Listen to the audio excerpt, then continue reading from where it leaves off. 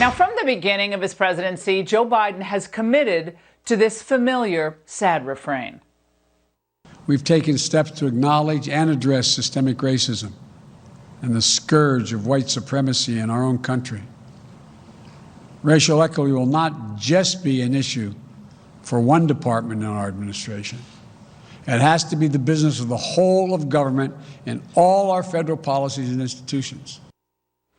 Well, it sickens me to hear anyone, especially our president, accusing America of systemic racism. After all, why do millions of people want to come here from all across the globe if Americans are just a bunch of racists? Are the people who want to come here all stupid? Do they just not know that when they get here, they're going to be immediately harassed and attacked by police? Well, institutional or systemic racism is a term first used in the 1967 book Black Power, The Politics of Liberation by Stokely Carmichael and Charles Hamilton. They proposed solving the race problem meant not just changing minds, but changing our view of history altogether. That's why you're seeing the historical rewrites all over the country. That's why we're seeing so many people canceled from their careers. The radicals who started Black Lives Matter know the power of shame, and they wield it like a club, threatening anyone who gets in their way. They demand that white people be deprogrammed and call for a black agenda. Here's the thing about uprooting systemic racism. One, it's everywhere.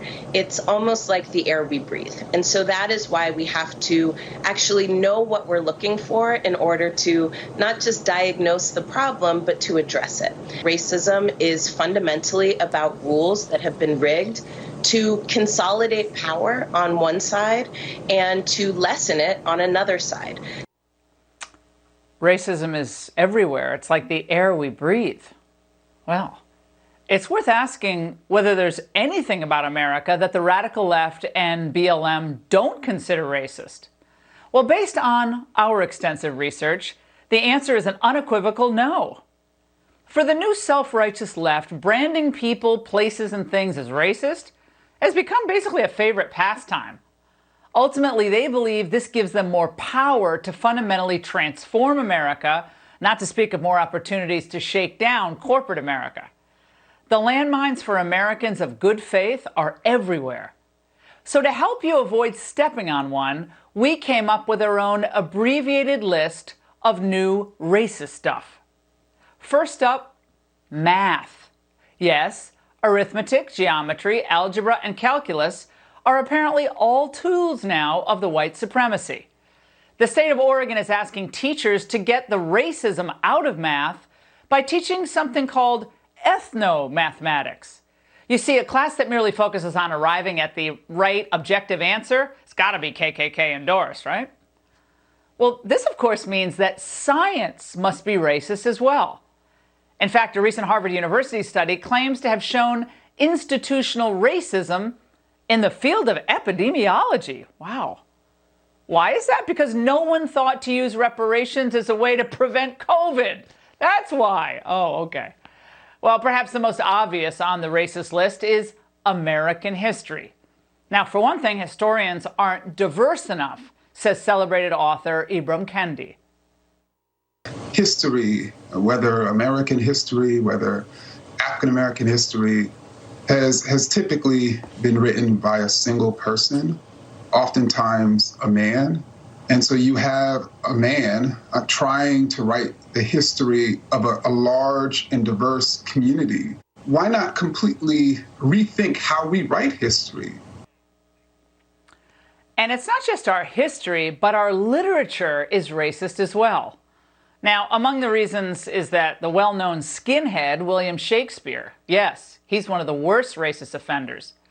The BLM crowd is hitting the bard hard, seeing him as a force of imperialist oppression and misogyny, whose work should be examined using critical race theory or, frankly, eliminated from curricula entirely.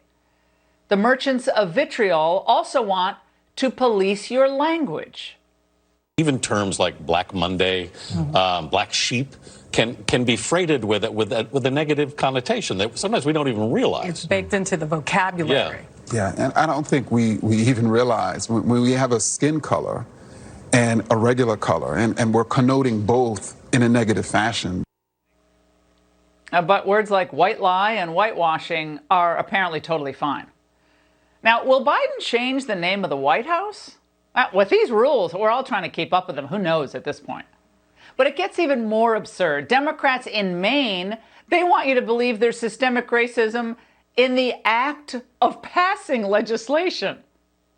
Wait, does that mean the old Schoolhouse Rock song is out? I'm just a bill, yes, I'm only a bill, and I'm sitting here on Capitol Hill. The bigotry is palpable.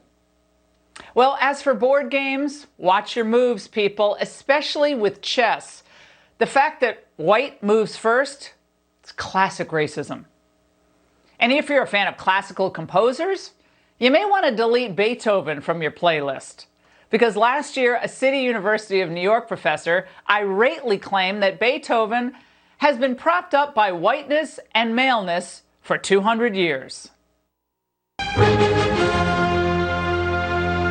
Okay, but surely pet adoption, that can't be racist. Oh, not so fast. If you own a dog and the dog is white, you don't have it right.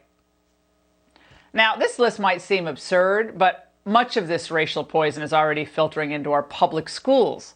The latest example of this comes from Eastside Community School in New York City, where the principal sent the parents of white students a form urging them to atone for their skin color by becoming, quote, white traders who advocate for, quote, white abolition.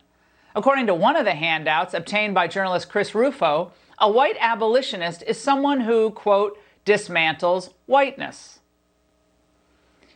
Wow.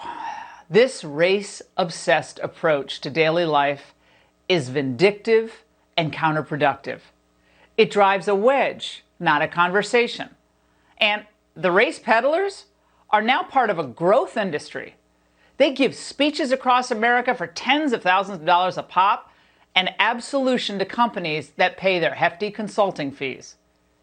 Calling someone a racist means the end of a debate, not the start of one. Since the Democrats don't want to defend their prosperity-killing pro-lockdown agenda, urging racism as a charge is their perfect out.